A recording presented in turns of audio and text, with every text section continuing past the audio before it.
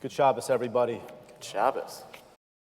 When we work with our returnee students, I call our conversion students those who are returning to that Sinai moment. The final book that I have them read is written by Martin Buber, who was an early 20th century German Jewish theologian who was quite brilliant. And the book they read is called The Way of Man.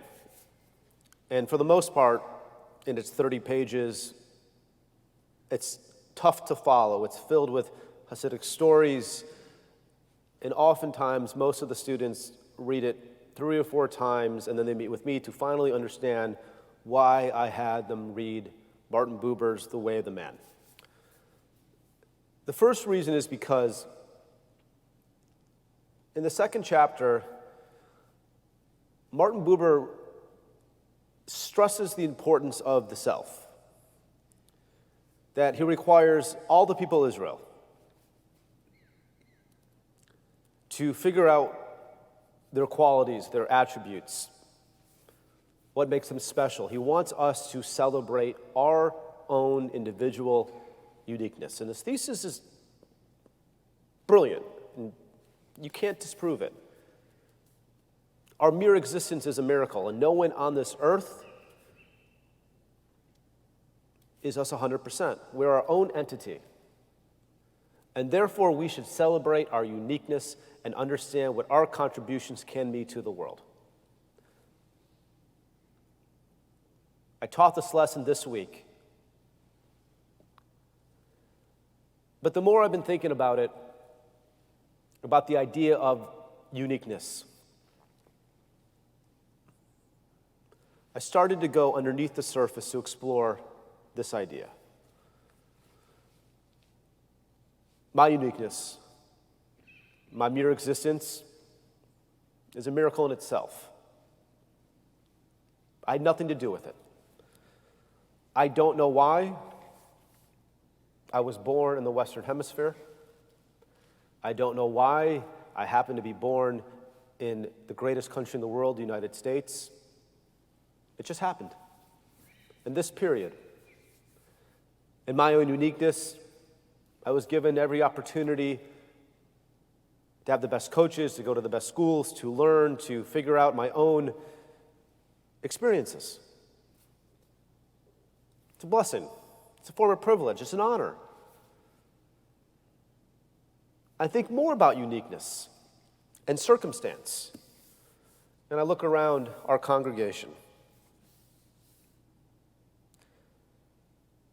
One who was born in Europe during the Holocaust, how were they able to escape?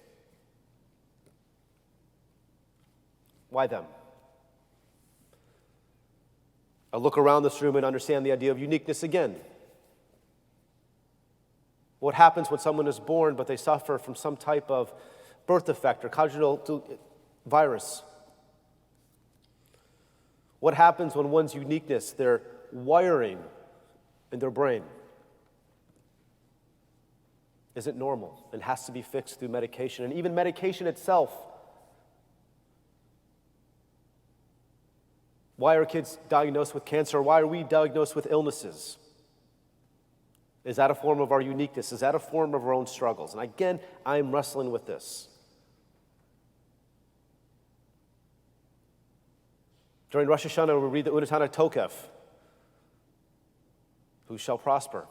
Who shall be tranquil? And then we get the other half of the piyut, and who will suffer? There's certain things that no one can understand. Why I was born in the Western Hemisphere, why one was born in the indigenous areas in the Amazon. Again, uniqueness is beyond our comprehension, and I'm starting to realize that more and over. Again, I look out in this congregation. I don't know, many of you have celebrated joys. Some of you had challenges, limitations, and some of you had utterly brutal things that happened to you that should never have happened. And we read Bechotai, which is all about laws and blessing and cursing. In verse 6, V'natati shalom ba'aretz, I will give you peace in the land. And Aretz is referring to Israel. So I asked myself, why is it that on October 6th, a bunch of young kids decided to attend a music festival? Why? How do we understand their uniqueness and their contributions? So we begin to wrestle with this more and more. It's not so much why do bad things happen to good people. That's not where I'm going. It's starting to realize that, yes, things are out of control. It's how we understand the control to move forward in our lives. And again, for us to attempt to answer this question, I looked in my Chumash, I looked at our Torah commentary. The paragraph, if you follow all of God's laws, you'll be blessed. And Ibn Israel is very clear, the great grammarian from Iraq, he says, and guess what happens if you don't follow God's laws? We're cursed. What kind of reason is that? How can one follow God's law if one has a disability? Or if one can't see or one can't hear? Are they responsible for the suffering of people? No, we're an enlightened mind. We don't think that way. But even in my Chumash, that's like the Meshech Chumash, and this was a 19th century text written by Rabbi Meir Simcha, 19th century, back in Eastern Europe. And he understands when one engages in success, whether living in Babylonia, North Africa, Germany, Eastern Europe, and I'm reading his commentary right here, they start to achieve success and high levels of scholarship, but eventually new generations get jealous of their forebears, and therefore they fail to understand the lesson of the Torah. They're too focused on commercialism, success, and being an intellect. And the greatest sin for Rabbi Meir Simcha is assimilation, and therefore we are cursed. If that's Judaism, I want nothing to do with it. Nothing. And the more I hear that God has a plan for everyone, it bothers me. And I think it bothers a lot of us too, what we've experienced. And again, I look out when I've received phone calls of some type of diagnosis. You better believe me, I did not say, well, God has a plan for you. So the question is, what do we do? What do we do when so many of our congregants are suffering?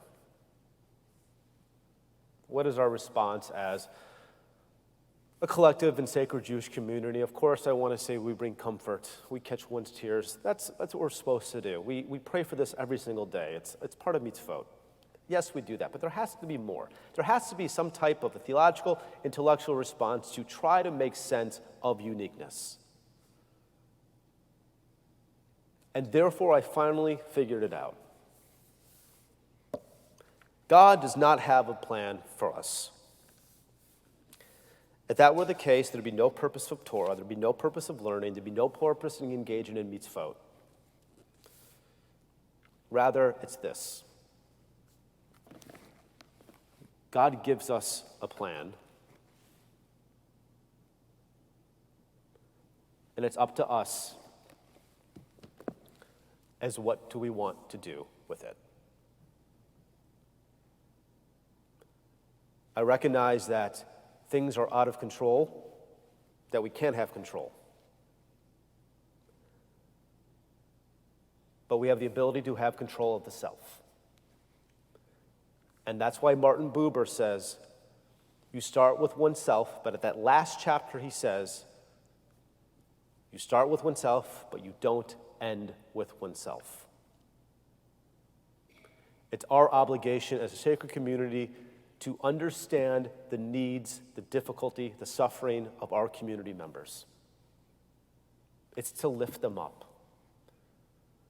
So what does that mean for us today? It's more acts of righteousness and loving kindness. It's assuming when you engage in people of the world that they might not have the best of days, and it's up to you to give them that genuine smile. As the Talmud teaches us, when you treat someone with a cheerful smile, you bring God to them. It's up to us if we want to learn this plan to be better thinkers, to be better humans, to be more empathic, to be better listeners. I love the idea that we are unique. But I recognize sometimes that uniqueness is not our faults. I realize that our uniqueness was born not with the best of luck, that the trials and tribulations, the life proved too cruel. But as we make sense of the world moving forward, it's how we engage our Torah to figure out the plan that we want to be on. And it's funny, it's a bit of a paradox, and I'll conclude with this. When someone dies in Judaism, you don't say anything to the mourner until the mourner says something to you. And this is to teach us that we don't have the right words to say to someone when someone dies. You wait for them to greet you and you give them a big hug. But again, it's that silence. But when we write eulogies, when someone dies, and sometimes such a eulogy begins with, we can't find the words to articulate what just happened. No. Sometimes we have to find the right words. It's a bit of a paradox.